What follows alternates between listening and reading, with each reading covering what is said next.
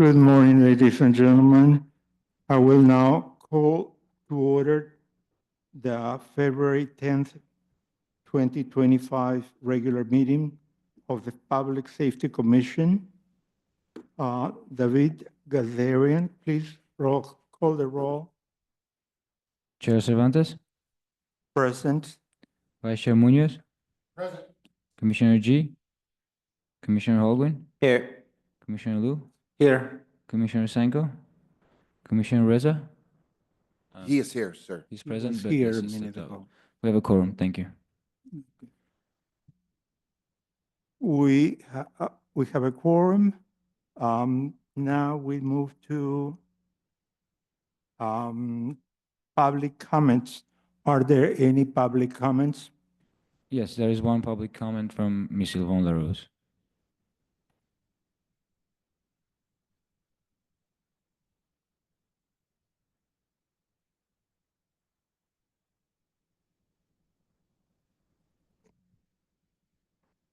Good morning. I'm trying to get to the content that I'm running out. I have 5 seconds left. Okay. I'm trying to get to the comment that I had prepared for today. And it has to do with issues regarding public safety via dial-a-ride. Public safety issues related to using dial-a-ride. On Friday, I was informed that there has been a drastic, quality word I'm using, drastic change in the policies. Oh,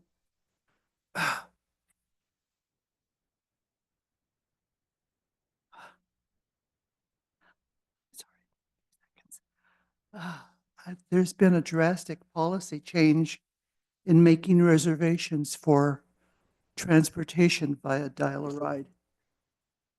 Instead of at least 24-hour or 1 day in advance, it is now necessary to make a reservation at least a week beforehand. And those who have medical appointments take precedence over anyone else. Ironically, the next morning, I received a call from my pharmacy to inform me one of my required prescriptions was ready for pickup. Fortunately, I have a good supply of that particular medication, and I was not at risk for running out of the prescription and then putting my life and my safety in jeopardy. Still, why should we need to justify our need for transportation? Why should there be prioritization of certain types of appointments? There are some reasons that are understandable, but still priority and exclusion of some in deference to others. Excuse me, my civil rights heart is beating. I think this change in policy needs to be re-examined, so that service is being provided to those who are seniors, those who have disabilities, and what are the other pre-existing conditions for use of the service were before this discretionary change by the reservationist. Now, I've had experience with this reservationist from the past. And when they first started, they would make discretionary changes in scheduled appointments because, in their opinion, the appointment wasn't important, and so they would simply cancel the appointment reservation without notice or last-minute notice, which would lead the customer scrambling for an alternative or just not doing with transportation. Things got changed for the better, but it was with limited improvement. Seems as though that person now has too much discretion over the types of reservations that are made and how they are made. We need to look into this for the sake of public safety, for the sake of being able to pick up a prescription, especially during this recent disaster that we were dealing with. We need to look into this policy and get a better understanding and perhaps go back to the original criteria that was set for making appointments. Thank you. Thank you. Moving on to item number 2 on the agenda, staff introduction. Please join me in welcoming the newly appointed council liaison, Council Member Omari Ferguson.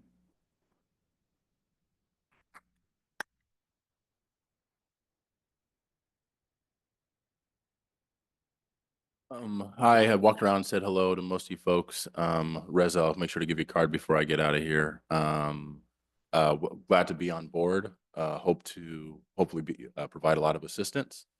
It's one of my goals with our commissions to ensure that they're substantive and provide clear direction to council. So it's my hope that we'll see more things coming through these commissions for feedback and reporting. So that way, when we're sitting on the dais making decisions, we'll say, hey, you know, we have this recommendation from our Public Safety Commission and be able to act on it from the podium. So I'm looking forward to learning and growing and working together. So thank you. Thank you. Moving on to item number 3 on the agenda, staff introductions. Please join me in welcoming the newly appointed Commissioner Gabriel Reza.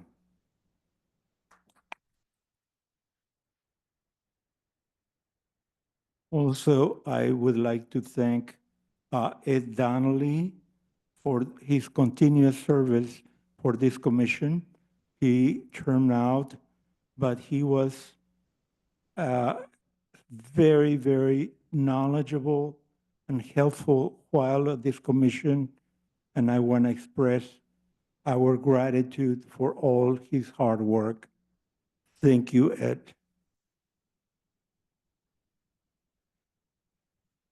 Moving on to item number 4 on the agenda, presentation of the January 25th windstorm event.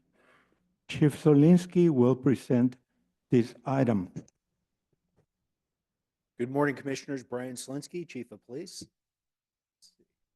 Ready?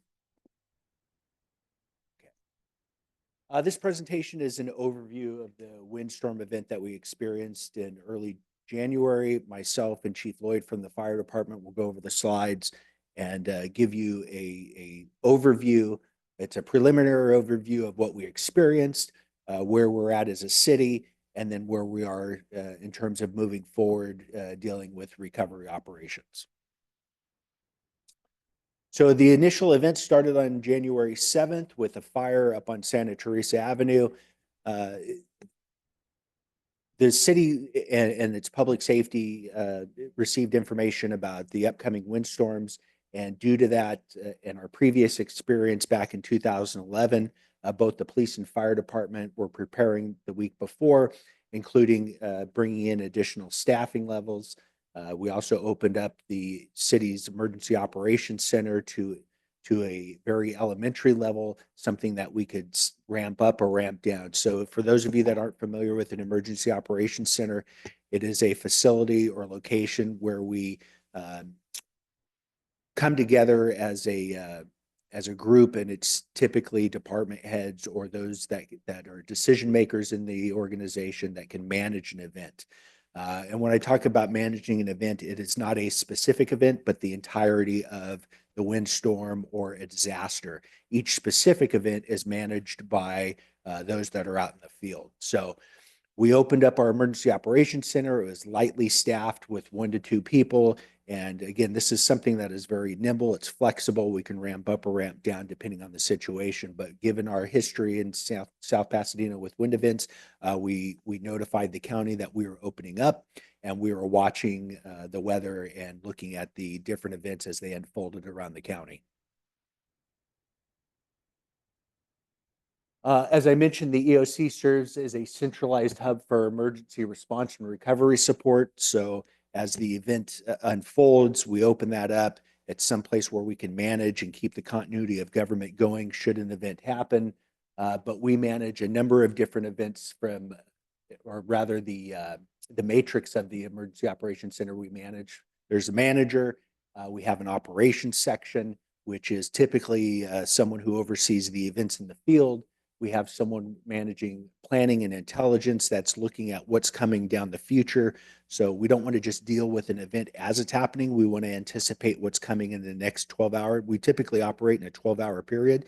So while we're managing the windstorms now, we're also looking at what's coming in the next 12-hour period so we can anticipate ahead of anything that we may need, any changes in the event and whatnot.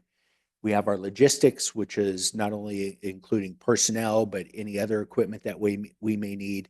One thing that logistics looks at is not just what we may need now, but in that 12-hour period, but also where are we going to get it? Because certainly if we're affected by an event, most of the other San Gabriel Valley agencies are going to be affected as well. So we want to look beyond that and where are we going to get the supplies that we need?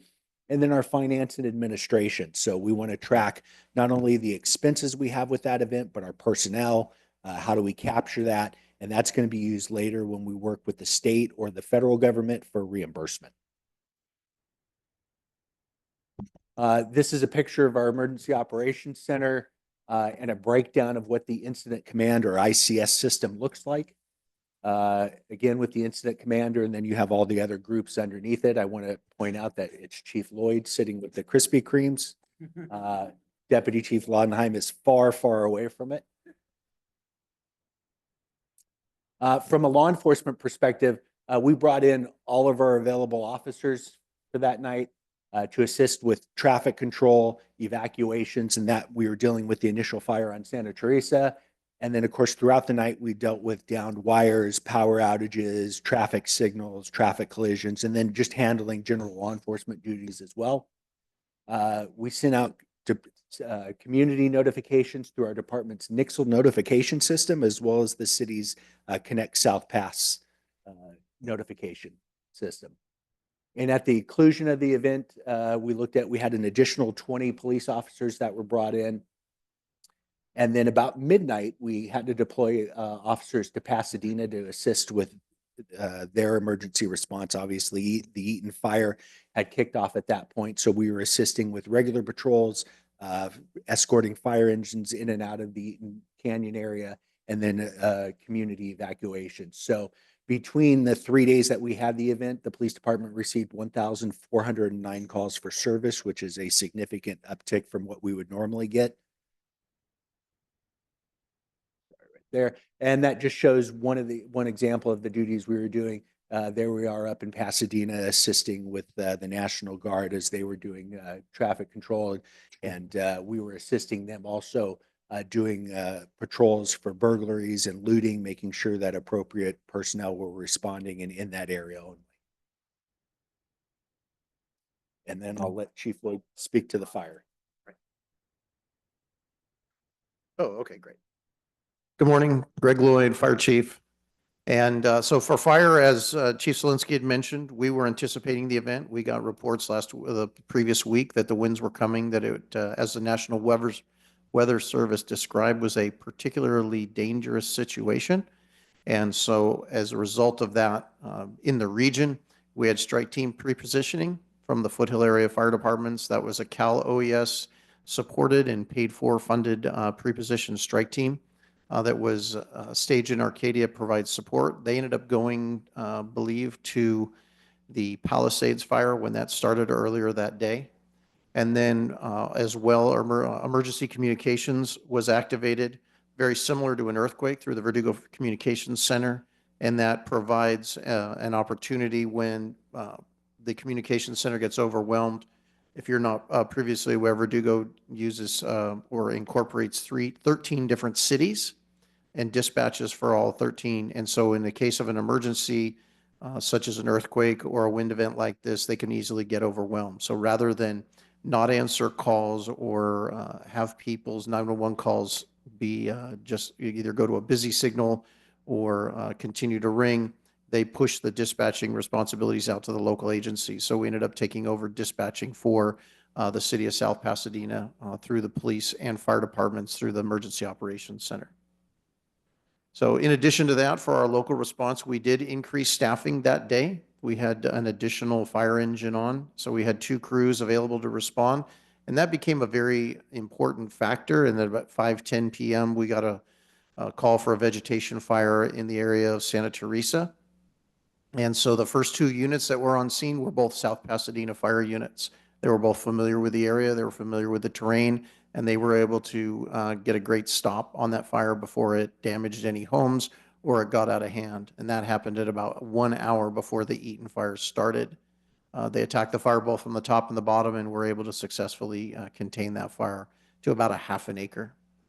In addition to that, that started the beginning of the evening where South Pasadena units responded to probably close to 100 calls related to downed wires, downed trees, other hazards that were around, moving from place to place, basically from one call to another. We would get the list of calls, they would go available, and then we go, well, here's the next one, and here's the next one. So they were up for pretty much most of the night.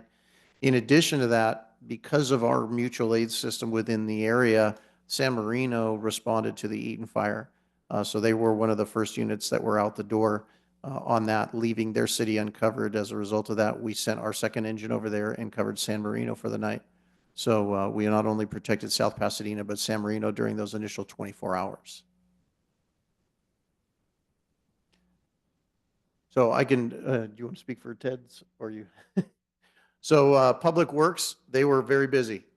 They had over 150 issues reported by community members. We had downed trees. Their crews were up all night trying to clear road, keep areas accessible for public safety, also working with Southern California Edison, Athens, as well as West Coast arborists to help handle any one of the things such as picking up debris, being able to take care of trees. There was one large tree that was that fell across on Alta Vista that was about 36 inches in diameter, and it took about 24 hours to remove because West Coast arborists needed to get a crane. That particular tree fell on a house and did some pretty significant damage to the house in that area as well. So there's, in fact, speaking of that, so that's the house after the tree was removed. And then in addition to that, all of those aspects that came into that involved really working with all of those different agencies or departments within the city, our building department, public works, community development, all working together. That's one of the reasons that the EOC is in place, is that all of the decision makers are in place in one room to be able to facilitate a quick response to any one of a number of things that could happen. So whereas in normal circumstances, decisions take days or weeks, they happen in minutes. And that's the advantage of having the Emergency Operations Center there. So the building division conducted field operations, inspections, reporting damage to structures as well. And so they definitely did that. There was only one, I think 2 buildings that were ended up being tagged as far as being damaged by trees during that particular time. So communications became a very important part of this particular response because of a number of things. Really, one, in our information age and social media, information gets out there very quickly. And so we had a great team that was scrubbing all of the social media sites and was able to either pass on good information or quell bad information. As you can remember from the event, there were a couple of errant alerts that came out for evacuations.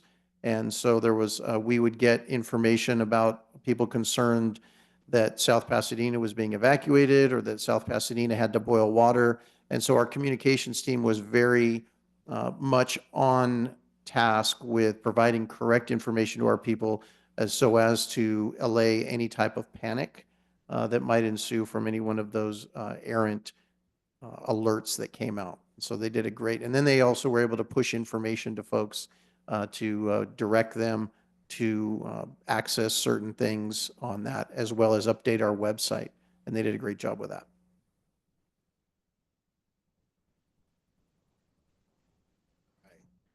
So now we're in the recovery phase. And typically when we think about a disaster, only about 20% of your time is spent on the actual disaster in and of itself. The other 80%, given 90%, is typically spent on the recovery portion of it. That is the long term. So right now, we're dealing with the recovery process. We issued a city emergency proclamation that's stating that the city is in a position of an emergency. Council did that at the last meeting. We are eligible for FEMA reimbursement. The president proclaimed a national disaster for California, specifically Southern California, which makes us eligible under the Stafford Act for FEMA assistance. And then the state also issued a proclamation of emergency, which makes us eligible for reimbursement under the California Disaster Assistance Act, the CDAA. The CDAA is a cost-sharing program. It covers 75%, so the city is responsible for the remaining 25%. However, there's other federal assistance that whittles that down. And I think right now, latest I heard is the city is responsible for about 7 to 9%. We completed the initial disaster assessment for the county and for the state. That was a rough estimate. We'll go over it in the next slide. We're looking at about $3 million at the time that we did the initial estimate. That cost is going to go up as we continue to do the work, remove the debris, look at the damage. But that was just an initial assessment. We also keep track of our time, our personnel time, and our equipment. We're going through the paperwork right now. Each department is responsible for looking at what assets they used, tracking the time, putting a value to that. And all this we're tracking, we want to submit to both the state and FEMA, as I mentioned, and that's the stuff we get reimbursed for. We have the FMAG, or the Fire Management Assistance Grant, which is reimbursement up to 75% of their costs going out to fight the fires. I'll let Chief Lloyd answer any questions you have on that, but that typically is if they go out on strike teams or go and assist, like say the Eaton Canyon fire or whatnot. And then we have the Small Business Association. They provide low interest loans to businesses and to private residents, assuming that they've already extinguished their insurance. So anytime there's damage to a private residence or a private facility, you're supposed to go through your insurance. And if that doesn't work out, then you can apply to the SBA for loans. They're not grants or anything of that nature, they're loans. And then, as I mentioned, private insurance companies. Next, please. Mutual aid, both the police department and fire department respond on mutual aid. For the police department, we are in Area C. Los Angeles County is broken up into multiple areas. Area C has 13 different agencies, and we have an obligation when that mutual aid request is called by any of those agencies that we send 50% of our on-duty force. We could not fulfill that need the initial night. Obviously, we had our own emergency going with the windstorm. But as that dissipated, then South Pasadena started sending resources up to Pasadena and the surrounding agencies to assist. Area C, as I mentioned, it consists of, 12 cities within law enforcement. It goes all the way from San Fernando Valley through the San Gabriel Valley, Pasadena, Burbank, covers 126 square miles. So that's a lot of area to cover. It's a force multiplier. Oftentimes cities don't have the required resources, personnel, and or equipment to manage these large scale disasters by themselves. So we really depend on those other agencies for assistance. And then do you want to talk about the fire mutual aid site? So on the fire side, basically as part of Verdugo, we're also part of Area C, also part of the state and the Master Mutual Aid Agreement in those as well. And so looking at all of those, looking at that aspect, although during those initial phases, we weren't responding to the Eaton fire, we did support Pasadena, San Gabriel, San Marino through those mutual aid agreements in those hours afterwards, because the increased call volume throughout was was affecting everybody all over. So, and what you had through that, initially, the president declared a state of emergency for the fires, and then was able to later on expand that to the wind event as well, which then gave us availability or opportunity to seek reimbursement for that as well. As we talked about earlier, Engine 281 was sent to San Marino until the next morning to support their city. And then once Verdugo returned to its normal operations, the normally agreed upon automatic aid agreements took place, and we ended up moving throughout Pasadena, Alhambra, San Marino, which we do on a regular basis.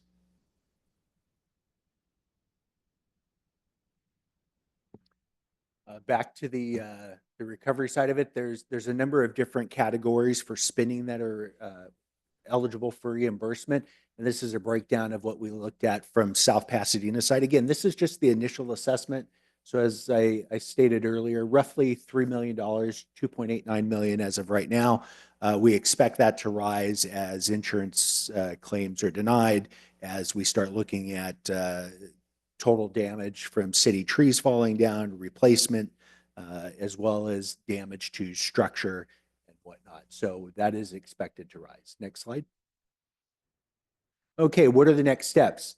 And that is a regional request for assistance, state and federal. That has already been completed. We met with FEMA representatives as well as state Cal OES earlier last week. We gave them our initial damage assessment, and we're working with them to fill out the required paperwork. The Cal EMA recovery branch is going to come out shortly, and they're going to survey the damage. That's the list of damage that we've given them. We gave them not only every building, but all the trees, the structures, the street lights, everything that was damaged. We took a list of, including GPS location coordinates. We give them all that. They come out there and they do a survey with us. The preliminary, back please. The preliminary damage assessment, that is a more detailed, as I mentioned, we did the initial estimate. Preliminary damage assessment is a much more detailed list describing the type of damage, going over the exact location. We look at contracts. Let's say if it's for a tree, they want to see the West Coast Arborist contract. They want to look at the tonnage of debris removed. They want to look at where it went, where it was picked up, where it went to, how it was ultimately discarded. And then we'll wait to see if we get approval for any state or federal assistance. And then as we're doing all this, it's with anticipation that there's going to be audits from both the state and the federal government. So we want to make sure that we have everything packaged and ready to go, because those audits don't typically come right away. They can be several years out. So when the next group of managers is in, we want to make sure that we have a complete package for them, so they don't have to go back and try to recreate any documents or find any hidden documents. We want to give them a complete package and file it away when those audits come. That's it in a nutshell. As I mentioned earlier with the mutual aid, it's really one of the strong points of the San Gabriel Valley and South Pasadena is that we have the close relationships with our neighboring agencies and jurisdictions. Some of the larger cities, Los Angeles, Pasadena, the county, they don't require mutual aid quite as often, but the smaller jurisdictions, South Pasadena, San Marino, those type, we use mutual aid pretty much on a day-to-day basis, whether it's formal request or if it's an informal request. And what I mean by informal is very frequently San Marino, both from the fire and the law enforcement side, will call and do a just an informal request to our watch commander or to the fire department to ask for coverage, to ask for assistance. And we wouldn't have the success that we do without those type of agreements and those type of relationships. So it's really important that we foster those relationships and give back anytime we can, because for smaller organizations, we really do rely on them. So with that, that's the end of the presentation, and I'm happy to answer any questions that any of the commissioners may have.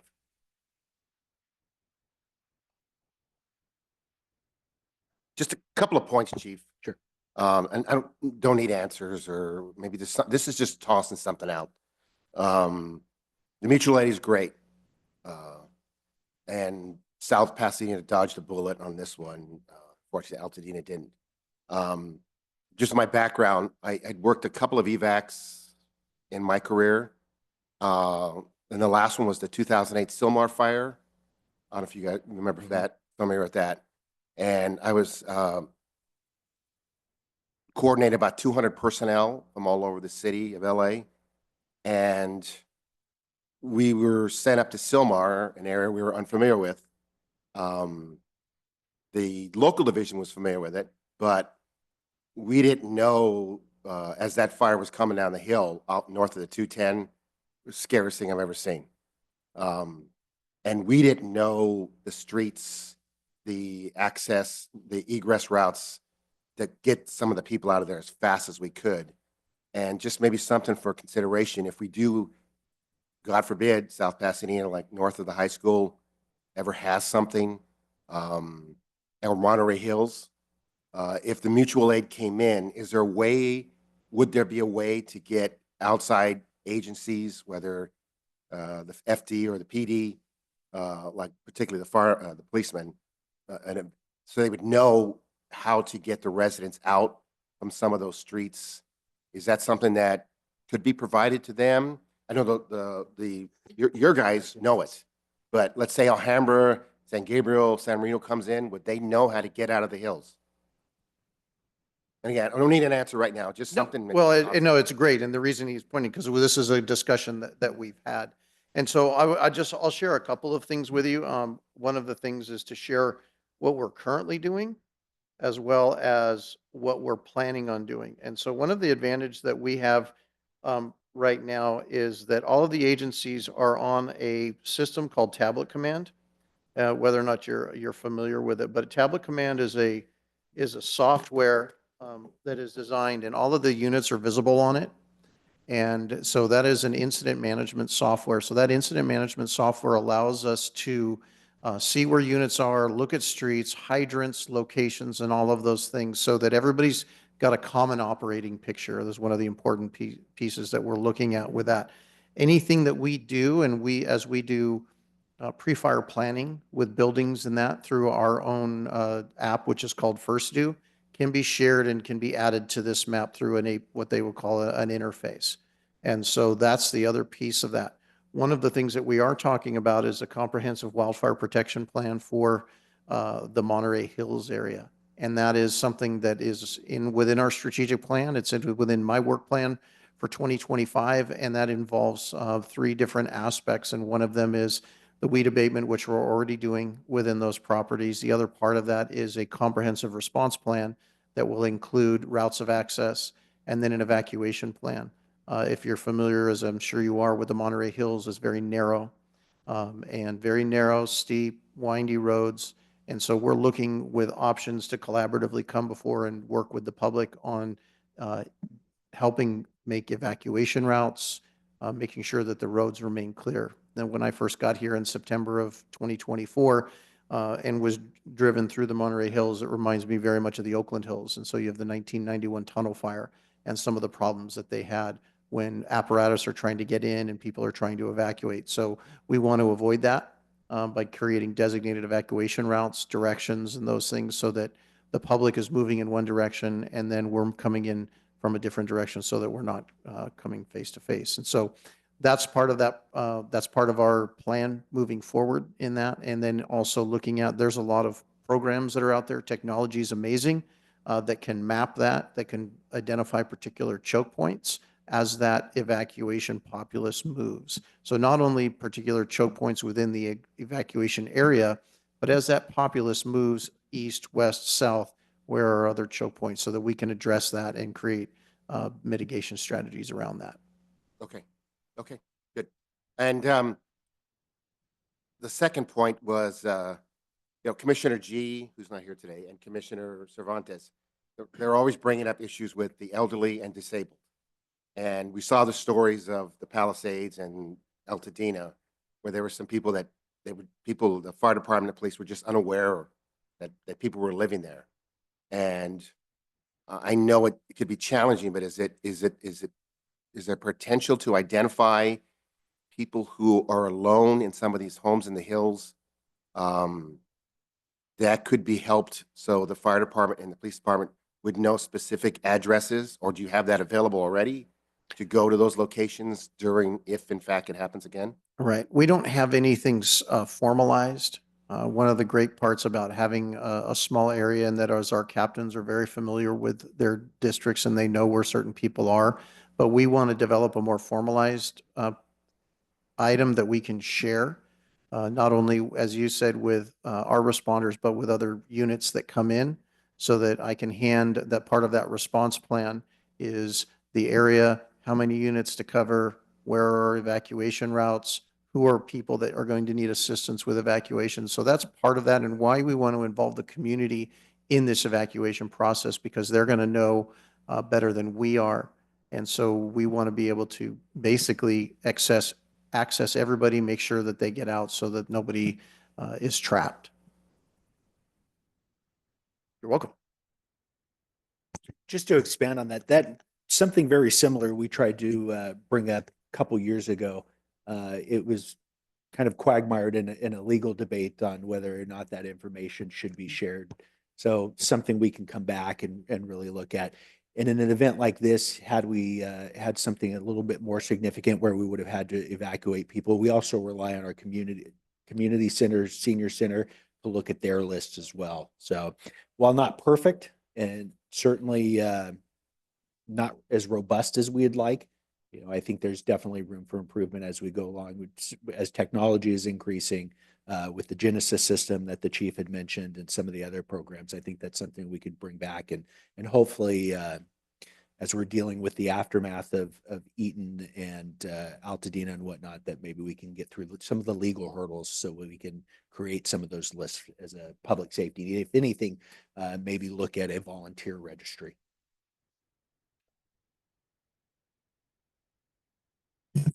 Yeah, thank you, Chief, and thank you, Chief. Just want to start my comments by extending the community's sincere gratitude for, sorry, that's too loud, to both of you and both of your departments. I think the community, or not, I know the community owes you and your staff a huge debt of gratitude. So thank you for all that you do. I know I was hearing in the community and getting questions of if there's anything we can do to thank you guys or to give back. So if you or the departments or the unions or the city has anything that we can put out to the community, I think that would be something that people would jump at. So thank you for all that you do and all that you did. A couple questions, if I may. So we talked about the St. Teresa fire, and one thing that I think we talked about in the past. I know Ted is not here.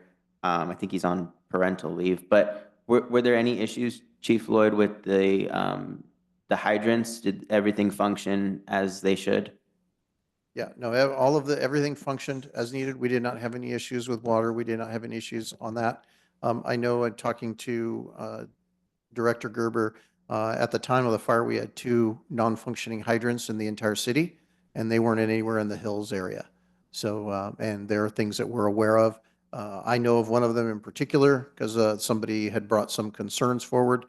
We have redundancy built into the system. We carry 800 to 1,000 feet of supply hose on our fire engines, and that is strictly for the purposes that if the closest hydrant isn't available, then we can go to the next one. And then we also practice and train with other agencies too, that if we need to use 2 engines to do that, then that just doubles our, so every engine carries 800 to 1,000 feet of supply, depending on the hose. So it's not a concern of ours. Sometimes it's an inconvenience. Sometimes we have hydrants that, that either are broken, sheared off. So we have to be able to plan for those, and we do. Got it. Thank you, Chief. And I know your team was extremely busy that night, obviously, but I just had a question come to me that I didn't know how to answer. What triggers when your team goes into windshield survey mode?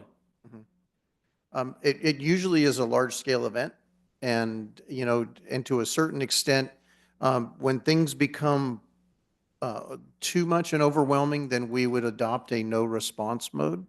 And even in that, we were close to it, but we weren't quite there. And so we weren't in a no response, but we were certainly triaging our responses between priorities of life safety and those that were not. And so our crews were basically, they were driving around conducting almost an impromptu windshield survey. As they were going, they were continually evaluating hazards that were around. I think you got stopped a couple of times while you were on the street. And so Captain Porras was actually staffing that additional engine that night. And so, there were a lot of things that were happening. But the difference between a windstorm and an earthquake, right, is an earthquake is a singular event that causes damage. The windstorm was continual. So we were adopting and adapting in between a no response or a limited response mode. And that was one of the things that was great. Chief Selinsky had an additional dispatcher in the Emergency Operations Center that was helping to assist with that. We were making those decisions as well about what response profile we were going to engage in to preserve life. And that was really where the priorities came. And then we were kind of basically handing that information and those responses out to our units. Appreciate that, Chief. Thank you. Again, I know Ted's not here. I don't know if anybody knows the answer to this or would just put this in the minutes, but I think a lot of questions are coming in. There was some confusion about debris cleanup. I know the city put out a communication saying stack your debris. Don't put it in the street, don't put it on the sidewalk, but kind of put it by your house. I live on a very narrow street, and so there's not a lot of room to put debris. And I know community members have been asking what's the latest with that. And then there was a publication from Athens that came out that said put it in trash bags, and then something else came out that said no, never mind. Public Works will come pick it up. I don't know if anybody knows what's going on with that, but it's kind of somewhat impeding traffic on some narrow hilly streets. Yeah, I'm not familiar with what the latest information is from Athens on that with Director. Okay.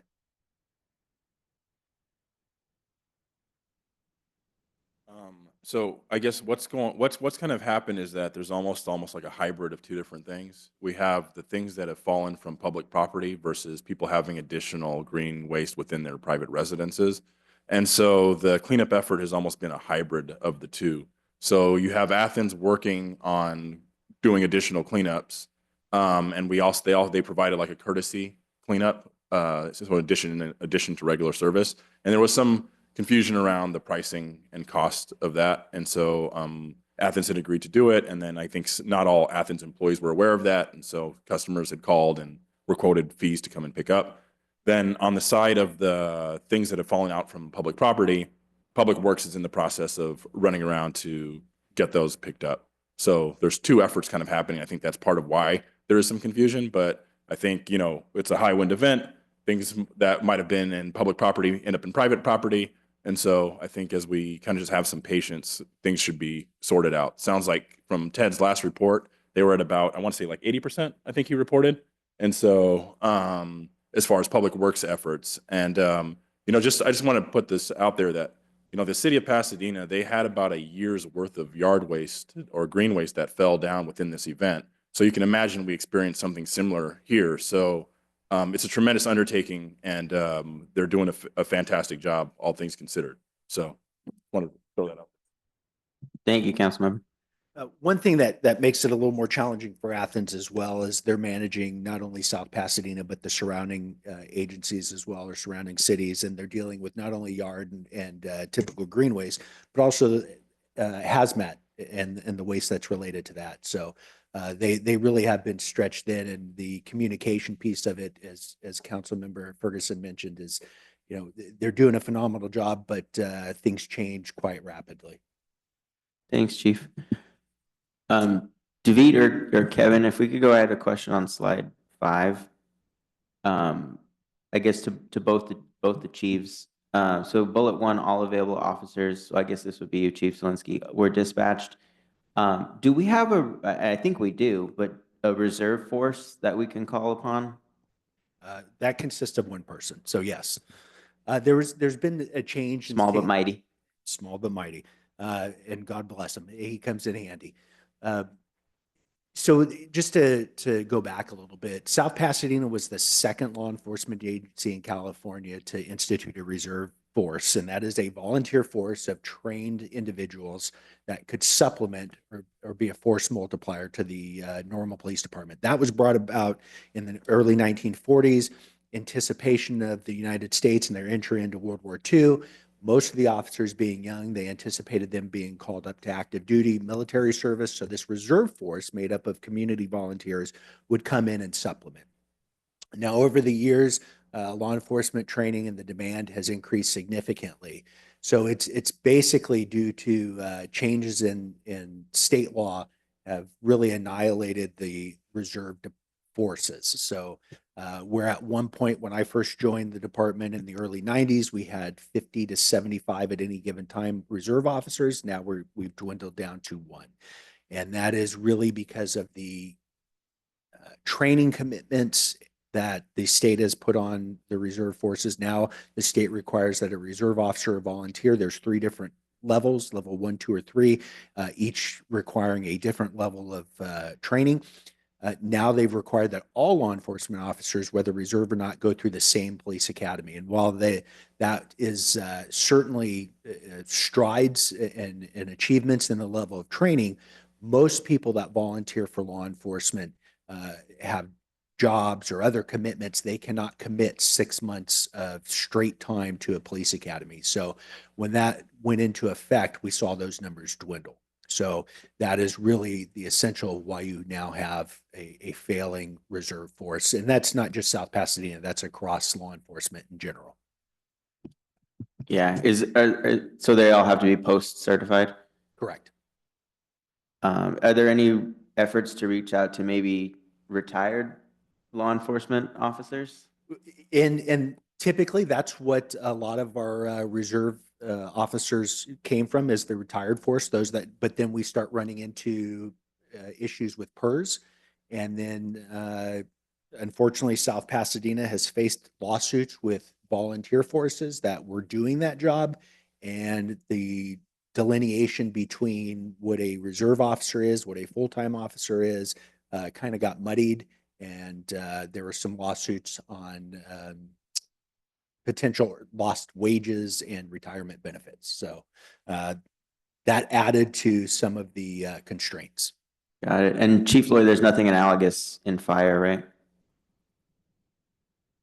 Yes, a lot of the things that have come in and in the efforts to professionalize and to increase the level of training, the amount of training necessary, it makes it very difficult.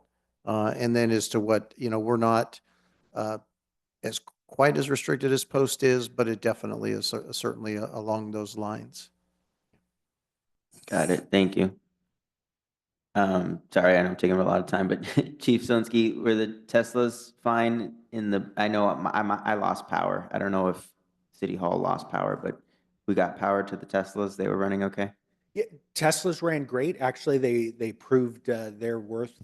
And I'll say this: we anticipated the windstorm, so we were ramped up. But also, when we brought in the Teslas, we wanted backups to backup. So we looked at every possible scenario. And one thing to consider is when we lose power, we also lose power to the gas pumps. So the nice thing about the Tesla, one, we have our charging station in the back of our police department lot, but we can also go to different grids. So Alhambra's on a different grid, Pasadena's on its own grid, Los Angeles, and there's a number of different Tesla charging stations around. One benefit that we really didn't realize till we were actually up in the fires up in Eaton Canyon was when the smoke and everything was thick, the officers couldn't see. The Teslas have an internal called a biohazard filter. So it was able to filter out the air inside the cabin of the car, which made it much more advantageous to the officers. They didn't have to wear any breathing apparatus. We were the unintentional, but we were the only officers up there that did not have to wear masks or anything while they were driving around, because that cabin was being filtered out. So that was a huge benefit. But no, we didn't have any issues with response. It actually worked out very well. As I mentioned, we have backups. And we anticipated that when we were looking at the Tesla program. That was one of the things we wanted to consider, was any mass disaster or a shutdown of power for long term. So no, that is something we had in place. One thing I also want to mention is, and back to Commissioner Munoz's comments, is bringing in outside agencies into South Pasadena or vice versa, our agency going out to assist others. As we prepare and plan for this, it's something we train on fairly regularly. Although you can't anticipate every disaster, there's certainly times where we're going to go much further out of our region, but it is something we prepare and we plan and we work on with our officers, the what ifs. What if you go into a neighboring agency that you're unfamiliar with? Do you have maps? And sometimes it's going back to the old school. For those of you that remember the Thomas guides, saving those things can be very valuable because we may not always have cell phone signal. We may not have our MDCs up, but preparing for those things, giving our officers the right equipment, the right training, the right tools. I know sometimes we get a little short-sighted and we think of South Pasadena. It's a smaller urban city. Will we ever need these resources? And it's kind of like insurance. We don't want to think about it if we don't need it, but when the time comes, you're glad you have it. And so those are the type of things we prepare for. With our EOC, we had all our department heads in there, and Chief Lloyd is very familiar with the ICS Incident Command System. I'm very familiar with it. We had our Public Works Director is familiar with it. He was ramping up as we got word of the windstorm. He was ensuring that the water systems were fully charged and functional. We were looking at all these things. That's the challenge, though, is when you have a lot of turnover, is there's that institutional knowledge that's lost with the city and the certain unique parameters that it holds. But at the same token, someone might come in that doesn't have experience in an EOC, that doesn't have experience with running or operating in a disaster. And if you look at over the last 10 years in Los Angeles County, we've certainly dealt with a lot of them when it comes to fires, mudslides, and earthquakes. As Commissioner Munoz mentioned, South Pasadena, as unfortunate as it was that we dealt with the windstorms, that was an inconvenience. We did not have the disaster that Altadena or Pasadena suffered. So we were very fortunate. But those are things that we need to consider as we're talking about public safety and what the future holds is, are we preparing? Do we have the equipment? Are we prepared to do a mass evacuation out of the Monterey Hills? And I can say right now, every disaster you really need to evaluate and you need to start improving. And that's, I don't want to get into policy decisions, but at the same token, that is a funding drain. But it's something that at the same token is extremely important. So when we're looking at either programs or training or those type of things, it's an insurance policy that'll pay off later. Yeah, thanks, Chief. David, if we go to slide 4, a question there. One of the things that we heard in the consultant report was one of their, not top priorities, but one of their mid-level priorities was South Pass needs a public information officer. We need a public information officer. We need a public information officer. That was drilled to us by the consultant's report. So it looks like we had somebody serving in that capacity. Is that someone who was doing double duty, or was that a full-time position? No, that is someone that was doing collateral duty. So it was a combination of people from the city manager's office that got together, and they were funneling out the information that was coming in from both law enforcement, fire, public works, and trying to get that out to the public as quickly as possible. They did a remarkable job because not only were they doing that, is they spent just as much time getting out the valuable information that was coming in as they were trying to, and I don't want to call it false information, it was just very broad in nature that the county was putting out. That is something that Chief Lloyd can attest to, is a lot of the local agencies were in contact with the county and a little concerned about the way the messaging was coming out. Now, where the county is going to go with that and future disasters, I don't know, but it certainly, in the broad sense, was informative, yet at the local level was missing. So. Yes, I would like to take this time to thank Chief Solinsky and Chief Lloyd for their response. I don't know if many of you are familiar with the fact that on the day of the winds, there was a person that purposely went out setting fires, and that's where the Santa Teresa fire started. And there there was a second fire also purposely set. So thanks to our police, they caught this person. This person was caught, and the fire did not turn into a tragedy because it doesn't take that much with the kind of winds we had for the fire to spread throughout the city. We had the perfect setup. We have the wind and we have the trees, the vegetation. So it was thanks to these folks that with their quick response stopped this person and arrested this person that was setting up these fires, as well as the response for the rest of the month, helping the other communities, offering their time. And I think it's so commendable that what the work you did, not only in helping putting out those fires, but in keeping us safe. Because, you know, when there is this type of emergency, the thugs and the thieves do not take a vacation. They go out full force.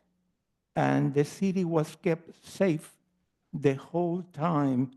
So at this time, I want to offer our most sincere thank for all your work, your hard work and your efforts. I sometimes these things can go unnoticed because of the immense size of the tragedy that happened. But believe me, your efforts did not go unnoticed. Thank you so much. Thank you. I believe we have a public comment. Yes, Chair Cervantes, we have one public comment. Ms. Yvonne LaRose. Yes, wonderful presentation. And I admire the fact that both fire and police were able to get reports out to city council meetings so quickly that were so thorough and dense with necessary information. I applaud you for that. I had a question with regard to the Santa Teresa fire, but it's now been answered. What was the source of the fire? Another question I have is in emergencies like this, where people are scrambling and cell phones, which are basically the common way of communicating, can get dropped or run out of power. Fortunately, we had charging stations around the city so that charges could be done.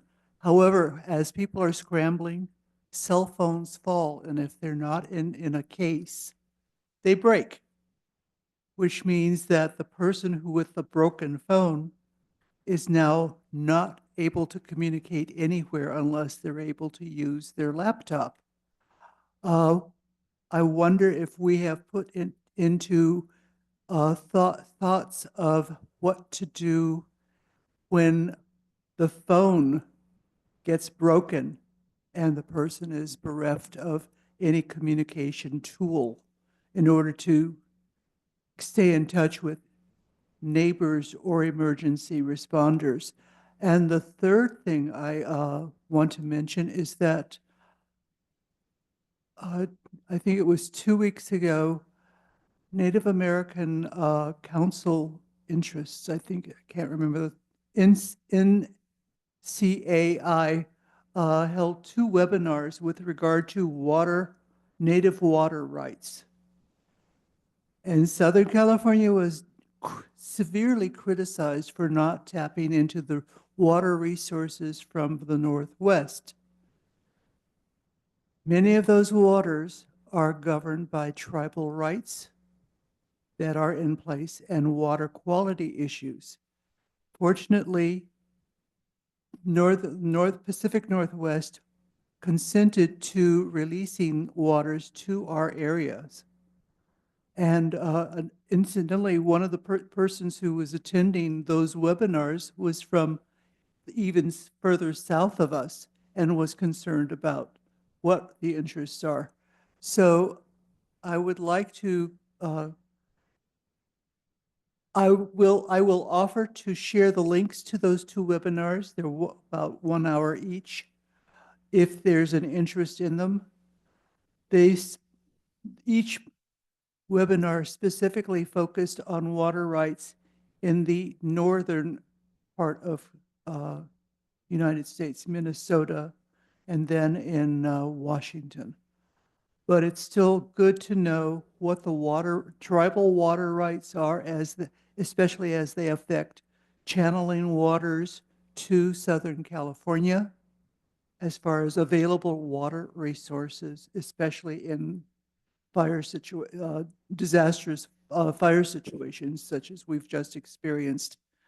But it's something to be taken into consideration. I make that offer to make those links available. Thank you. Thank you.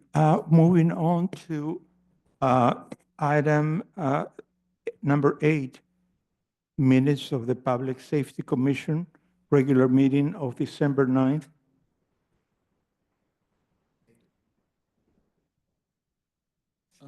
I'm sorry.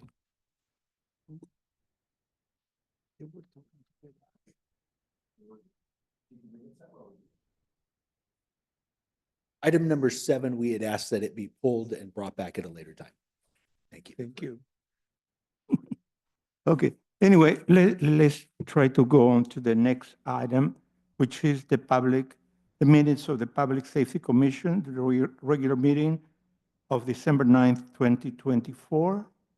Chair Cervantes, are we skipping items number 5, 6 as well? Yes, I'm sorry? Item number 5, are we skipping it as well? Okay, Public item Safety number Commission 5. 2025 work plan draft. Yeah, I am sorry. I was under the wrong impression that number 4 and number 5 were put together. But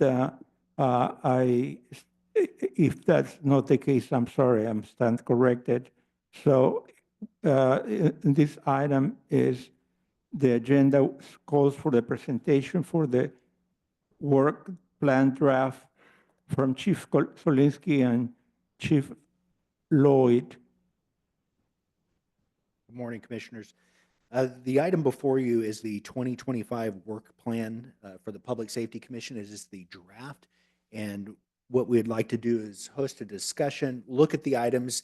The items there are a continuation of last year's work plan. Some of them are based on time, but we'd also like to receive input from the commission of any items that are not on there. If any items you'd like to discuss or move around, we are open as we work on the 25 draft plan. Again, this is only a draft. Our goal is to bring back the final work plan for adoption at the next meeting. So if you have anything you'd like to add, anything that you'd like to move, we'd be happy to answer any questions or discuss them. Thanks, Chief. Yeah, I have a comment on what's scheduled for May, the paramedic subscription program. I don't believe we were able to cover that last year. And I believe renewal was up in January. I know I had to go in and pay my renewal fee. So it might benefit the community to have that a little earlier in the year so they're not, so they know they're not lapsed, their coverage. Sure. I know that all the renewal notices did go out. And so as far as that, and we're, following up with everybody, but we can certainly move it around if we need to.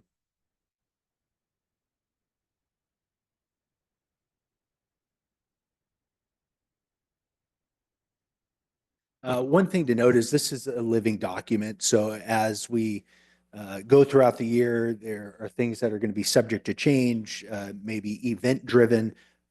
Obviously, we're getting a late start on it because we had to cancel the January meeting due to the windstorm. So, and of course, if there's anything that comes up in the community that requires attention, we'll certainly fit that in as well. But as I mentioned, this is just a rough draft just to give us a start on discussion. Commissioner Hogan, with his recommendation, will look at that when it would be a better time so that we can make sure that the community is well aware of any changes, the prescription change.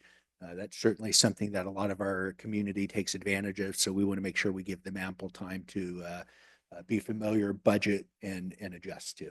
So we'll duly noted. We'll start looking at where we can place that. Chief, I don't know if this is the appropriate, but update at some point in the year on like a 1 year update on the Tesla fleet and how it's going. Maybe that be something to consideration.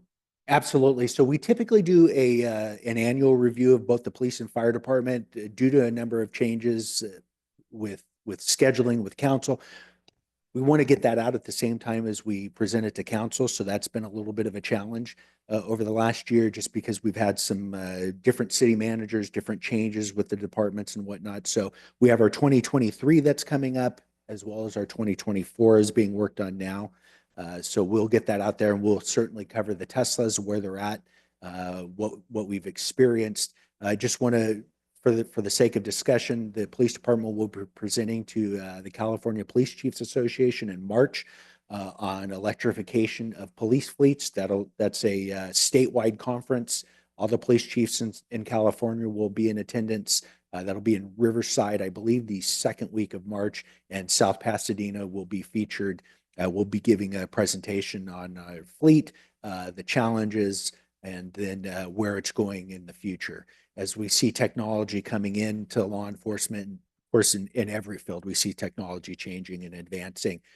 That's certainly a topic of frequent discussion. So we'll be sure to address that and give an update to the commission once it's presented to the Chiefs Association, and then, of course, once we do our annual report.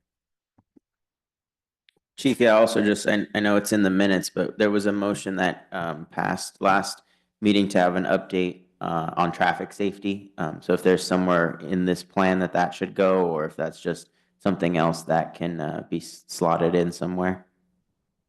I think that motion was for Q2 of this year to hear an update.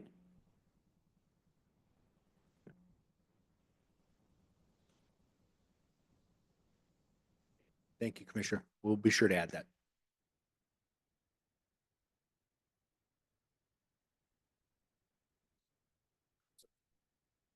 One of the things, and I know it's listed in August here for fire prevention and all of that, but just the commission be made aware of. So the state fire marshal has been tasked with updating the fire hazard severity zone maps for local responsibility areas. Typically, they do the state and those state zones, and they do now they've been tasked with some of the recent fires to update the local responsibility areas. Those were supposed to come out in January, and they've been delayed. We're set for a rollout in March. That's important for us on a couple of things. One, we're required to publish it within 30 days, and then we're required to adopt it by ordinance within 120 days. So there's a couple of timelines that are on that. The other part that makes it important is that one of the areas of concern, the Monterey Hills and then the Arroyo, has the potential to be reclassified as a very high fire hazard severity zone. If that happens, there are certain changes within building codes, within clearance requirements that are going to be put into place. And so once those things come forward, we'll bring that forward. But it's all in line with things that we're anticipating. We're set to receive our rollout about March 24th. So initially they were going to release all of the maps statewide in January, but with the fires that happened, the governor has signed the executive order to roll them out via schedule, starting in the north part of California and moving down south. So we're set up for about March 24th when we're going to get those maps that'll classify the different fire hazard severity zones. This is a large topic throughout the state. There's some concerns with insurance, as I'm sure you're all aware. And so that's something that we're on top of and that we're engaged in, not only at the local level, but also through California League of Cities at the state level as well. Chief, if real quick, I'm just going back on my notes, and I remember last May, Chief Riddle, maybe this is all inclusive, we talked about a required brush clearance and training. Would that be included in that? Absolutely. Okay. So yes. Thank you.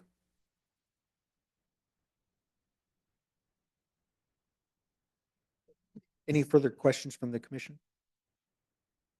I'm sorry, Councilmember Ferguson, did you have any additions or, So there was a couple of things just that I wanted to kind of put up. Okay, just a couple of things that I was hoping to kind of put on the radar as far as at some point consideration. This might filter into the work planning as well. We have neighborhood watch programs within the city, and I think it'd be great if there was some that was revisited as far as like a master list and kind of looking at with an emphasis on how we handle new resident intake. If it's something where people can type in their address and then know, who to talk to as far as their neighborhood watch captain. I think as we kind of talk about moving forward, some kind of revisiting that would be great. One of the other notes that I had here was in kind of what Chief Lloyd spoke to as far as the CAL FIRE advisement alignment. We're going to be reopening our tree ordinance for some updates, and so I think it'd be great to have public safety input on that. I can't help but think of that evac route along Alta Vista and that fallen eucalyptus tree. So especially if we designate routes, kind of having a tree ordinance that can account for that, that would be great. Another thing that I wanted to talk about during this last round, we had a couple of break-ins that occurred during this disaster or windstorm event, and so other cities have rebate programs for security systems for people to get for residents, and I'm wondering if that's something that we could consider as far as being feasible, where we can figure out what that looks like, where that can pencil, maybe if it's something, just something to investigate and look at. And the last thing was vehicle purchase specifications. I think Fire recently came to council for much needed piece of equipment. I think it's important that we can create a program that kind of starts with our commissions, getting information, defining specifications, and using that to kind of move as we move forward. So those were my my 4 ads. Hopefully helpful. thank you. That's the end of our presentation on the work plan. We've taken notes and we will come back at the next meeting with a version for you to review and then finalize should you so desire. Thank you. All right, now let's try again.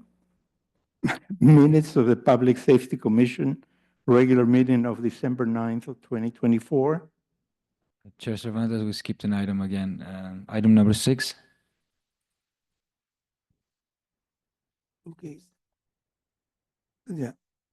Okay, so Public Safety Commission presentation of 2024 in review.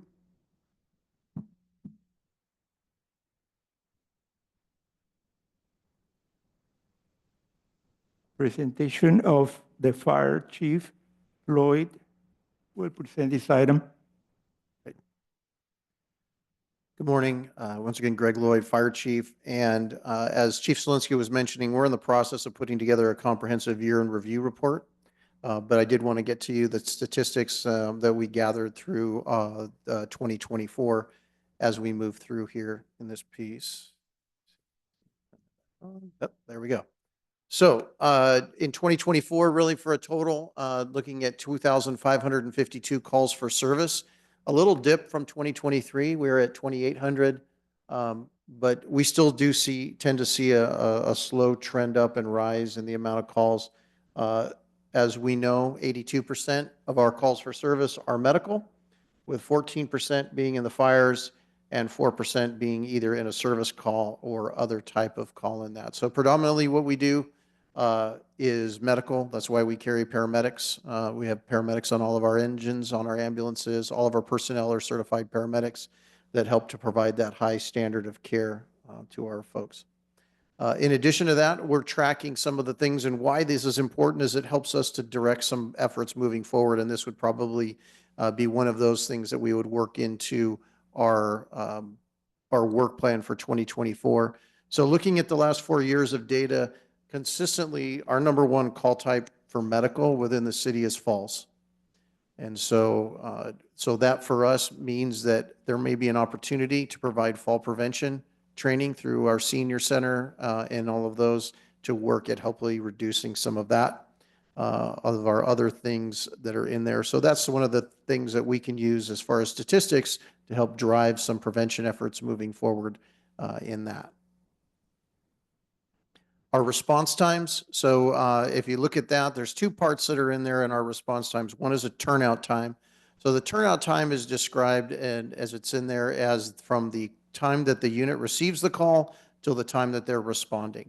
The gold standard, is 60 seconds for NFPA, 60 seconds for medicals, 80 seconds for fires. And really, as you can see for our folks, we're right in there that the average is nationwide is about 1:35, and our folks are at 1:05. So they're doing very well in terms of that turnout time. They get as far as getting to the apparatus and getting moving. And then for us for our response time, that would be from response to at scene. And looking at that right there, right around 4 minutes or just over 4 minutes and 35 seconds is what it takes for our folks, our average time to get there. So the standard is 5.5 minutes, and so we're doing certainly very well with that. And then looking at that. So the other part of this too, as we go in, is that as we talked about earlier is mutual aid. So we're part of that system where we give resources and we get resources. So for 2024, if you look at, there's a total of 604 times where South Pasadena responded outside of the city. Those letters across the left side, those are all the 3-letter identifiers for those agencies. So 231 times we responded to Alhambra, 219 times to Pasadena, 111 to San Marino, 16 to Monterey Park, 6 to San Gabriel, and then you have Monrovia, Montebello, Arcadia, Burbank, Glendale, LA County, Laverne, as well as other agencies. So that's part of the robust mutual aid system that we have. And you can see that our neighbors to the south, Alhambra, and then as well as our neighbors to the north in Pasadena are, where we go most often. Conversely, is that from 652 times, we have folks coming into the city. So what does that mean? That means that when a call comes out in South Pasadena, that we probably our South Pasadena units are already occupied on another call. So that is a good thing to keep an eye on, because if that starts to grow and we start to see those numbers, those are when we start looking at planning for additional resources, additional stations, and those things, so that we can keep an eye on those statistics and plan to move forward, because it takes time to build another fire station, put another response piece of apparatus into service because of staffing and budget and all of those things.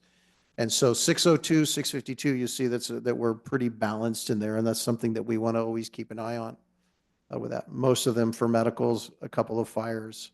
When we have those fires, that mutual aid's received in conjunction with units that are already responding. So typically for a structure fire, we get 4 engines, a truck, a couple of chief officers. In that we only have 1 engine here, so any type of structure fire that we get, we're going to be getting assistance from that. The structure fire that we had late last night was a garage fire up on Via del Sol. We had units from Alhambra and Pasadena as well responding. Our mutual aid response times, and so this is the important thing to remember, because sometimes folks think that, well, I'll just, we've got mutual aid, we can get that covered.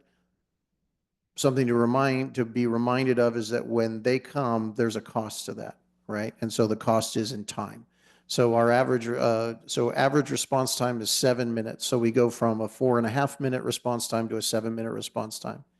And then you have, we call the 90th percentile, which would be 90% of the time. So the average takes, the very low response times and the very high ones and brings it all together. The 90th percentile means that 90% of the time, what you're looking at is a response time of 10 minutes and 57 seconds. So that's something that we always want to be cognizant of and we want to watch, because those things lead us to either building another fire station, adding another unit, so that we can provide that high level of care to our folks as far as, in a quick and a fast period of time. Vegetation fires, So you can see this is a map showing vegetation fires. That picture is down in the Arroyo, one of our areas of concern. As you can see by those dots there on that west side that we do, seems to be the predominant area that we have fires within our jurisdiction.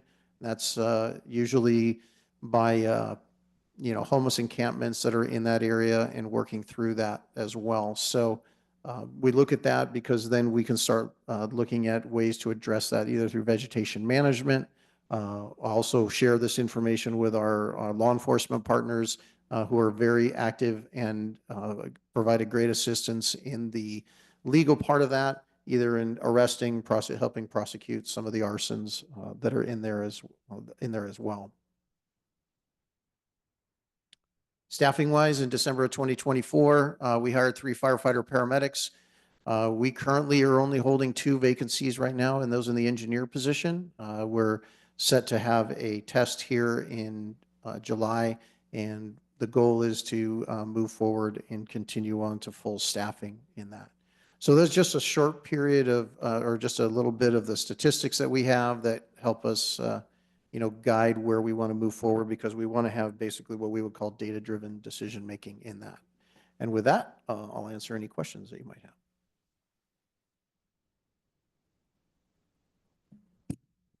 Yeah, thank you, Chief. Appreciate the presentation. Question on slide, I guess it would be 7, when we talk about the mutual aid times. Yes, this one.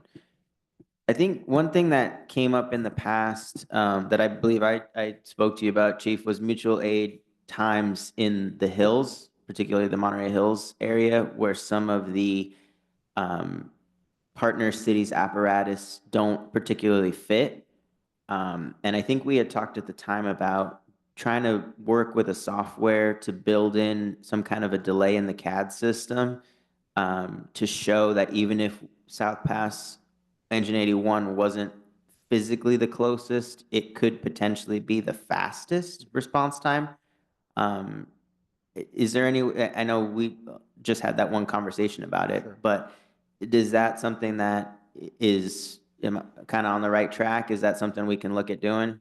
Right. Well, I can tell you that one of the things that has been instituted through Verdugo right now is I'm the name of it's blanking on me, but it's really what they call, it's kind of a mutual response for the critical calls. And so what happens is they will not only send the closest unit, but they will also send a unit from the home agency. So you get a dual response. So even if the CAD shows that an Alhambra unit might be closer to the Monterey Hills, they're going to dispatch the Alhambra unit and the South Pasadena unit. So that way that it really, that helps to address part of that issue, as well as others. Sometimes we'll go into Pasadena because we're the closest unit, but they'll send a Pasadena unit as well. So that's one of the ways that they're looking to try and mitigate some of those challenges within that. No, that's great. Yeah. Other than that, is there an educational piece? Like, for example, should we think about advising people who are calling 911, like, okay, tell them, hey, Verdugo Fire, if Alhambra is responding, advise that they approach by this street instead of this street. Is there any value to that? So I would recommend that we handle that on the training side for the responding crews. It's a smaller pool of people to be able to train. And then the other part is that as we're working through this comprehensive plan, especially for the hills in the wildfire plan, part of that is updating maps that show widths of streets and then the type of vehicle that can access that. That's something that's going to be really important for us on the response side, because there are areas that are difficult to get to with a type 1 fire engine, with a large fire engine. More likely, it has to do with the comfort level of the captain or the engineer that's involved with that. Our captains know our areas and are very familiar with them, know where they can get to or how they need to get to a certain area. There are certain places where I think it's Hanscom, that you can't turn from one direction. So you have to come from another direction if you're going to negotiate that turn in that. So. But yes, that is part of our plan in working on developing that. And then all of that stuff would then be available as a map layer on through tablet command. So then it would be put into everybody's hands. Awesome, thank you. Slide 2, Chief, the graph that shows medical, fire, and service. Can you explain what is a service call? Is that smoke detector batteries? What is that? It could be anything from a carbon monoxide alarm to we would call a lift assist, but anything that's really not of an emergency nature in that. So yeah, it could involve your alarm calls as well. Fire alarm, uh, carbon monoxide alarm, medical alert alarm, those things, service calls, water removal, arcing wires. The fire department over the last 10 to 20 years has become an all hazards department. And so a lot of times we're going because nobody knows who else to call. So, that's okay, because then you've got trained personnel that can assess the hazards. And then if they can't handle it, they can notify somebody that does. Cats and trees, is that in that category too? You know, we're happy to serve. What I can tell you is in the times that I've uh, been tasked with getting a cat out of a tree, once a firefighter gets close enough to that cat removes itself from the tree of its own volition. So I don't know which is better, but I've never, yeah. The two times it's happened, the cat's seen the firefighter and jumped out of the tree and then ran off. Glad it was okay. Second to last slide, staffing and vacancies. The 2 engineer vacancies that we plan to fill this year, will that leave us 2 firefighter paramedics short? No, so what we'll do, and part of our plan in this is that we're going to be holding another recruitment in March, so that we'll have an eligibility list, so that should those promotions move forward, then we can backfill immediately. So the goal is to not have any delays in vacancies, and we'll be working through to accomplish that. I just have one thing, Chief. Maybe at the next meeting, when we have a full commission here, I mean, 2023, there was the new rescue ambulance. It was a hybrid, I believe.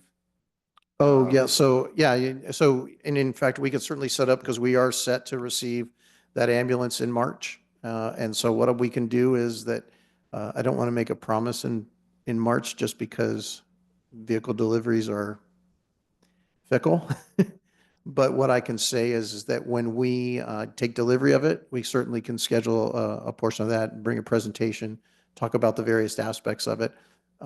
One of the things that is unique, although it's not a hybrid, it carries what's called the stealth power technology. It was tested at fire department in New York, and basically it's a zero idle system. So there's a large battery that's installed in the ambulance, and when the vehicle is placed into park, then the engine shuts off so that the emissions basically stop, and the battery can run all of the internal electrical system within the ambulance for 6, 8 hours. And so it's something that was a great kind of middle ground in having an emergency vehicle, but also looking at trying to improve on emissions and air quality standards. Oh, absolutely. Great. Yeah. So would we.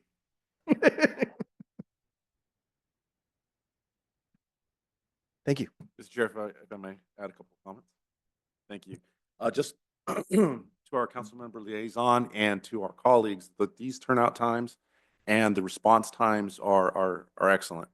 And the amount of intersections that we have with the train running through our city adds to that. And so the response times that were presented to here are remarkable. I do have a question for the fire chief. Are you also acting as the city's fire marshal? Yes. Okay, gotcha. So the dual role. Yes. Thank you so much for the update for the CAL FIRE maps. I know that is a significant part of our city's long-range planning, our safety element. So other things are derived from those maps. Thank you for that update, because I was always wondering what was going on with us. Thank you. You're welcome. Thank you. That is all.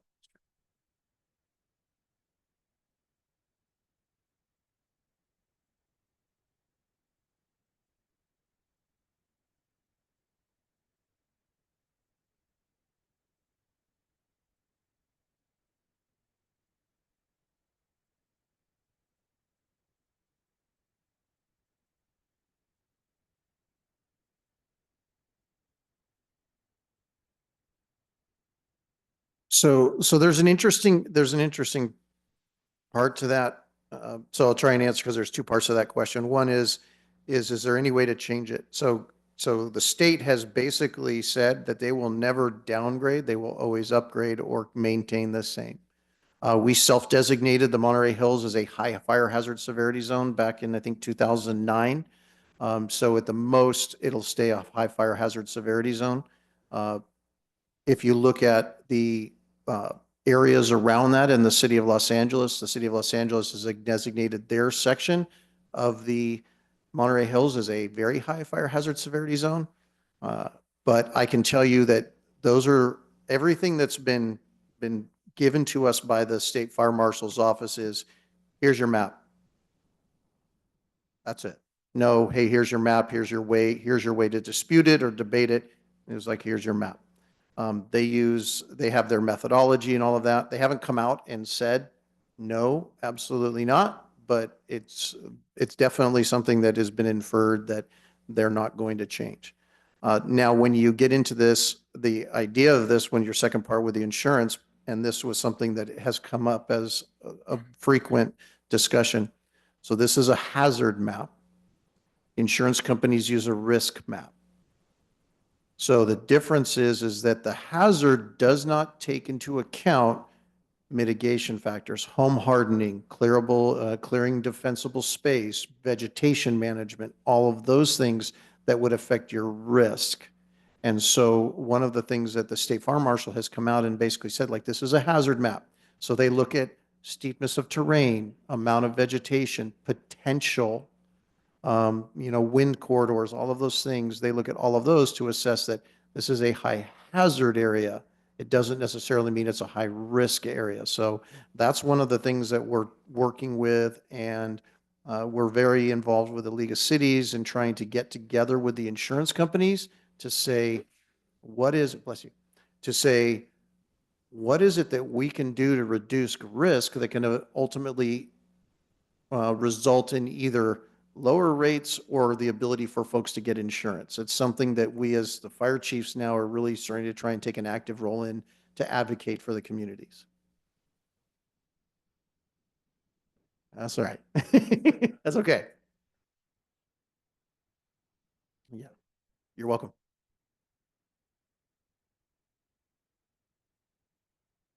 Thank you. Now let's go back to the minutes of the Public Safety Commission regular meeting of December 9th of 2024.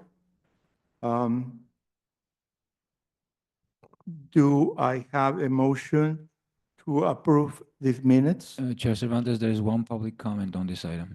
Okay, Yvonne LaRose. go ahead. Thank you very much. I read those minutes and I noticed that there was an omission, probably for the sake of time and questioning whether relevance. During the time that I spoke at that meeting, I also pointed out that I had evaluated the responses of the attendees at that class in question with regard to the detective who had been hired.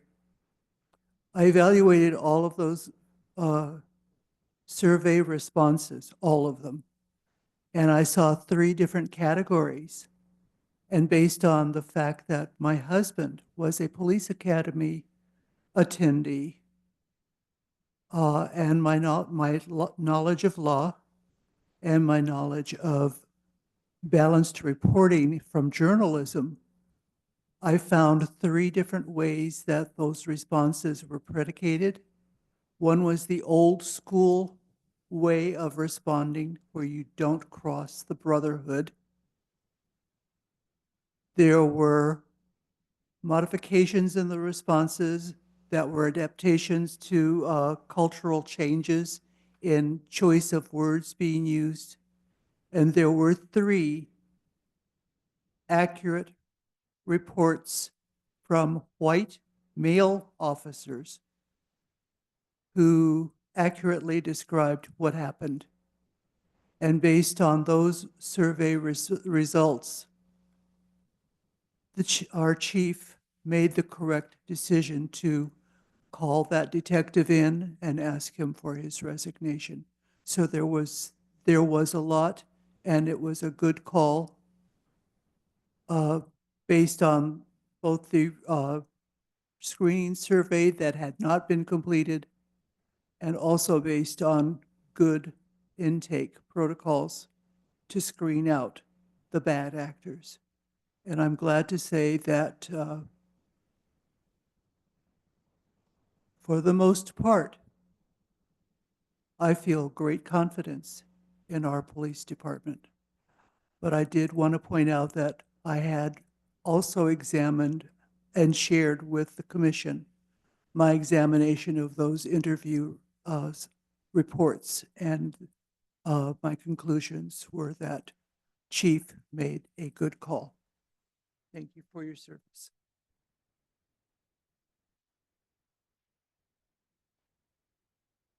I'm a bit confused. What can we do about that?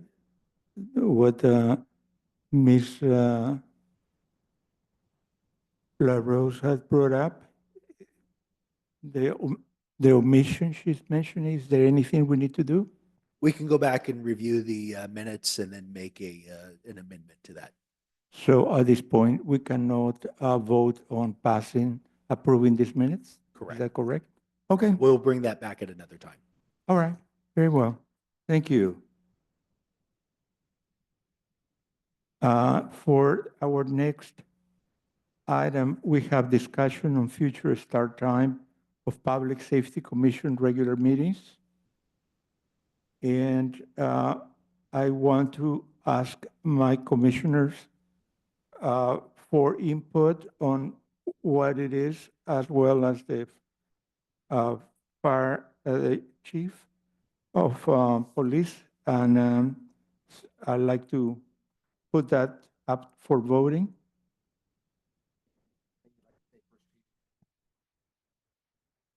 Thank you, Commissioner. The council member Ferguson has brought up changing the start times of this commission meeting. It's been brought up a number of times before. And just to give some context, several years ago, one of the other commission liaisons to council had changed the start time. So it's something that can be done. It's not uncommon. And the changing of the time has been discussed throughout my time here in South Pasadena a number of different times. So the challenge that, and this is obviously up for discussion among the commission, and I'll invite Commissioner Ferguson up to speak to it. But the challenge becomes making sure that it's amicable to the commissioners, and it's provides an opportunity for community members to also participate. So I just want to throw that out for consideration as you discuss any changing of times. The one thing I will throw in that is a little bit out of our grasp is overlapping with other commissions. We obviously want to have the commission meeting here in the chambers. So whatever time you pick, we want to make sure that it's available to be recorded, that it's open to the community, and that it doesn't overlap with other commissions. Monday evenings, or if you want to continue to have it on Monday, if you were to look at changing times in either earlier or later, if we have it later, just that is typically the time in the evening where other commissions are in here occupying this space. So just something to consider. If you come up with something, we will validate it, look at it, see that the room is available. But other than that, I don't know if Commissioner Ferguson had anything to add, or if the commission wants to discuss it further at what time is amicable to you. I know not all the commissioners are here, so maybe this might be a time that we would maybe, and I just throw it out there for the sake of discussion, maybe postponing it till they can have an opportunity to discuss it further or not. But the floor is yours. The only question I have on that is that because we're starting at this time, I don't know how likely it'll be for us to have the rest of the commissioners here. So I think it'd be best to discuss right now what time it would be suitable for this group, and then offer it to the rest of the commission so we can have a definite time and date. You mentioned something about Mondays, evenings, afternoons, from 6 to 7 or 6 to whatever. would that be open or I heard Wednesday. What's the availability of those days? We can certainly look, I think it would probably be beneficial to discuss among the groups or this group here specifically, what times you're available, and then we can check the calendar.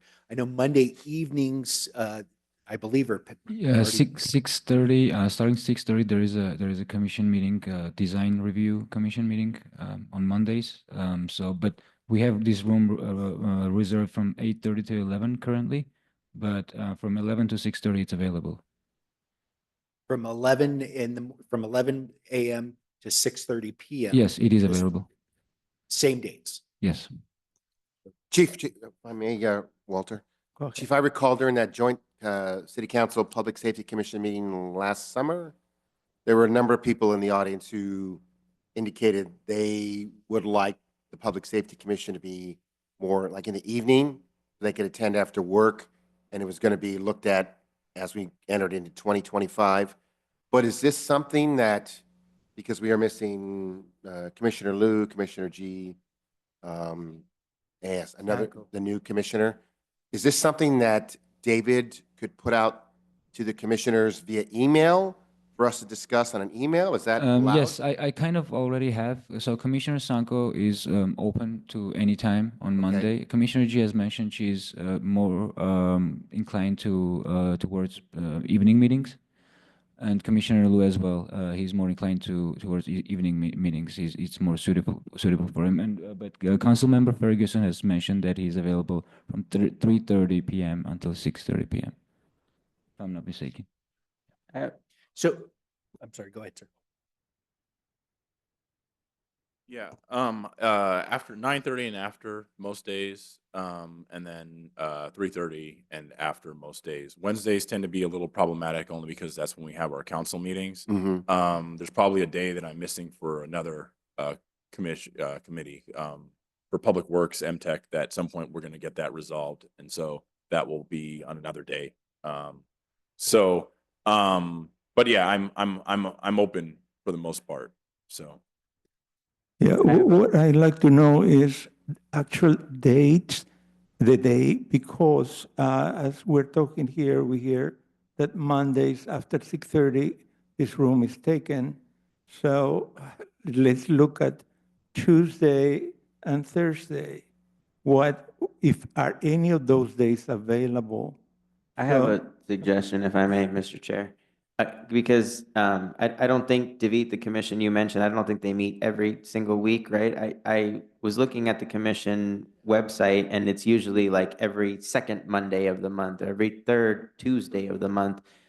So maybe because we don't have all the commission here and because we don't have all the information in front of us, maybe we could ask if staff could compile some kind of availability list. Like, for example, the second Tuesday of the month is open, the third Thursday of the month is open, and then we can maybe go from there. But I do want to echo the other commissioners' comments about preference towards the evening. I know it's pretty difficult. I'm technically working right now as we speak, so that would be preferential to be in the evening for me as well.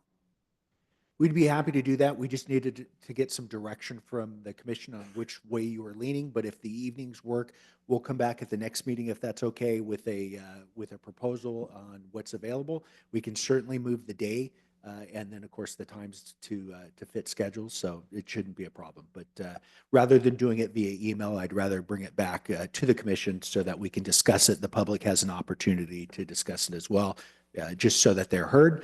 And then we can make a decision from there if that's okay. Yeah, I think oftentimes too, what you can do is like, as far as determining the availability, you can send those communications out via email within the group without having to worry about like Brown Act, since it's specifically tied to the scheduling of the meeting. And so just to poll for availability.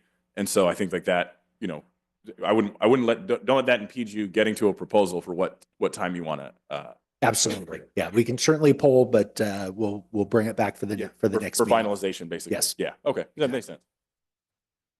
My question is, for the next meeting in February, is it going to be at the same time? I don't know if we're going to be able to get this information out and vote on this um, before February, for the next meeting in February. Excuse me, we're February, March. So if we could get all that information out, I'd like to propose that even if we meet again at this time in March, if the people, the commissioners that cannot make it because of the time, if we could have them vote Zoom or whatever, so at least their voice be heard about it if they can make it. Can I offer something into that? If you get together and come up with a time and it needs to happen prior to the next meeting, just call for an emergency meeting and then we can just bookend it on another meeting we're having. And then so we can just schedule an emergency meeting to happen concurrently with, let's say, some other meeting that's taking place. Commissioners come in, vote, and then it's done and set for whatever time you want it to happen in the month of March, if you sort it out prior to that. I think we can poll the commissioners that are absent early. Right. We'll get it out to them and see if we can get them in. If not, we'll come up with an alternative to get the vote so that. Yeah, I would just say not to be afraid to use the emergency meeting as a way to get to kind of get to your public input prior to finalizing it in case you need to do it before March. Sure. What I'm offering a suggestion. Absolutely. And I defer to the city attorney, Roxanne, but I do think if we're gonna do remote, I think there are certain notice requirements. You have to note on the agenda where you're gonna be calling in from. Absolutely, absolutely, and it has to be publicly available. It can be somewhat problematic for people. Yeah, if you're gonna do remote, it's like they recommend you do it in your garage, have your garage door open, so that way the public can come by if they want to join the meeting. So Zoom can be problematic. Why don't we poll and Yes. then, but before we, Yes. there's a lot of legal complications. Let's poll first. We'll figure out who can make it, and then we'll make the appropriate recommendations Yeah. and set up a meeting. The main thing here is to publish, to tell the commissioners what options they have, so they can think about it and decide, and then we can vote on that. Staff will make sure that the commissioners are made aware, and we'll start the polling immediately. Thank you.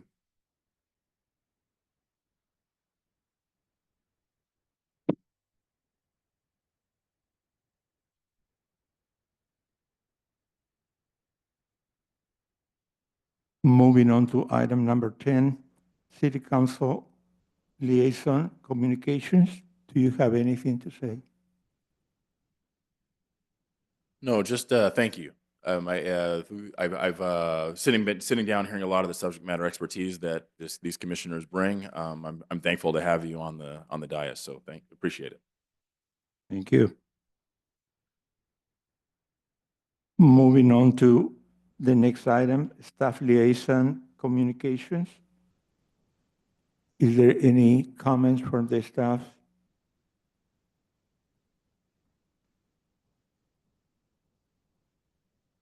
From the police department, I just wanted to bring up we have 3 new entry-level officers that are in the police academy right now, which is a tremendous benefit for us. We still have 5 vacancies, but we're testing, it's ongoing. So if any of you have friends or family that want to go into law enforcement, it's a great city, great department. Commissioner Cervantes, if you're thinking of a second career. And then I also want to acknowledge Sergeant Andy Dubois has been appointed to our Office of Professional Standards. Professional Standards is something that was recommended when we did the department assessment. And he will oversee our training, our policy implementation, as well as a number of other administrative duties. So you'll be seeing a lot more of him, and we're happy to have him aboard. So thank you. Chief, that's great. That's great news. I remember about a year and a half ago, it was about 10 to 12 personnel. Yeah, So yeah. those- So we've made made some some great significant strides. strides. Yes, Awesome. exactly. So thank you. Moving on to item number 7. I'm sorry. Oh, Chief Lloyd, I'm sorry, I didn't see you. That's okay. Go right ahead. You're okay. No, nothing much. I just want to share. Our 3 new hires have started in December. They're all doing well. Training, they're really enjoying the culture and the time that is here. And so during this time, we're just just really excited about what they bring forward, just a variety of experience and background that really helps just bolster our family. Captain Dan Dunn currently right now is in Midwest. He's doing the final checks on the ambulance, so we're expecting hopefully that to be here in March. They're out running a service call, fire alarm. And so doing that, so just if you hadn't heard, to give the update, so in the January council meeting, the fire engine was approved to be replaced, and so that's a 4-year build time, so we needed to get that approved through council right now to be able to get in line for a delivery date in hopefully January of 2029 with that. And then as part of that too, and one of the things that Councilmember Ferguson mentioned about vehicle replacement is setting aside a vehicle replacement fund for funding of that, so for funding of the engine, so that all those things are moving forward. So we're excited about that, excited about just kind of things moving forward here into 2025 from a prevention aspect as well as a response aspect as well. So that is all I have. Thank you. Okay, now moving on to item number 7, Commissioners' communications. Do we have any? Happy to be here. Thank you. Thank you all for my first meeting. Appreciate it. What I wanted to ask is, I have a suggestion. If we could develop a program, since South Pasadena has lots and lots of senior citizens and also disabled people, I would like to suggest that we develop a program where we could identify, especially senior citizens that live by themselves, in case of an emergency, like a fire, if that's available to our police as well as to fire department.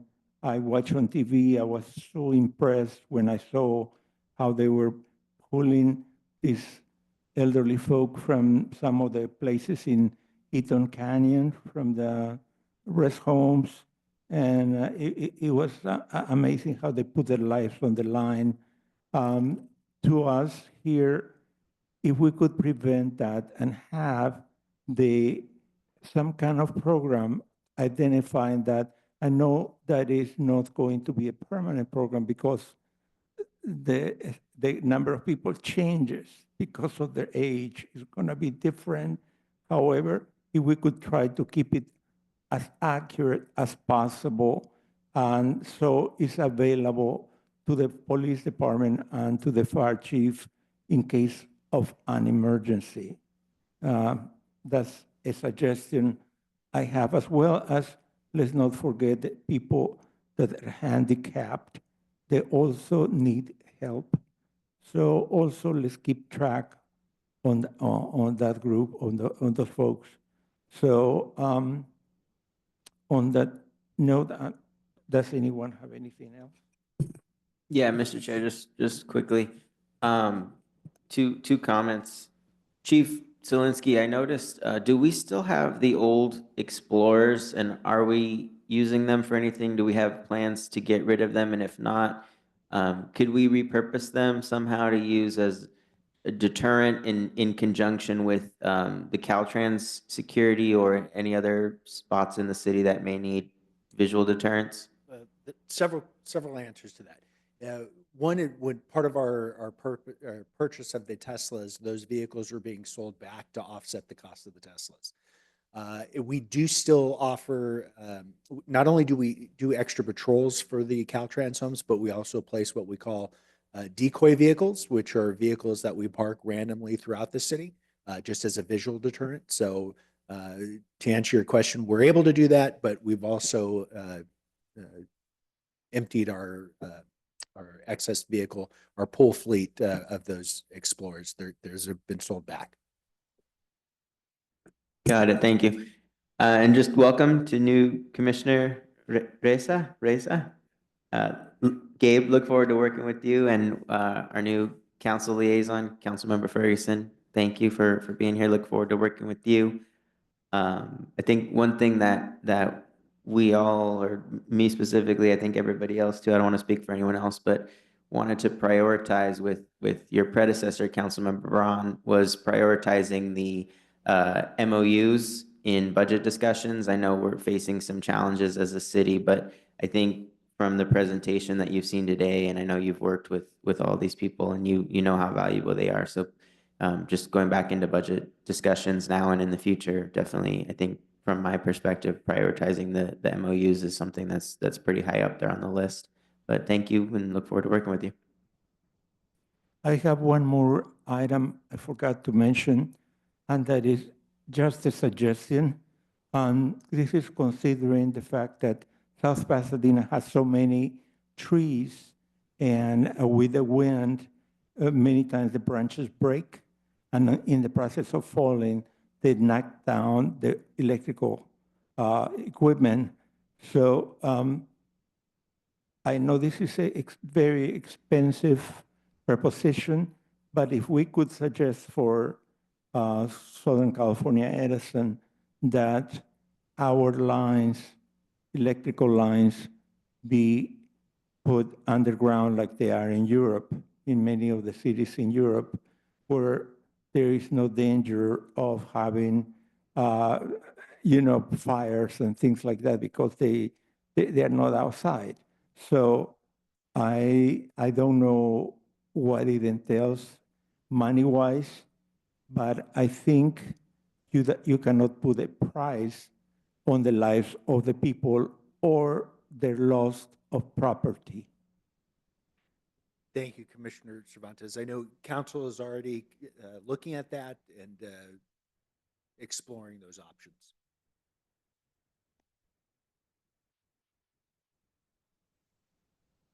At this point then, with no further items or comments from staff, I will adjourn the meeting at 11:30 to our next regular meeting on Monday, March 10th at 10:25.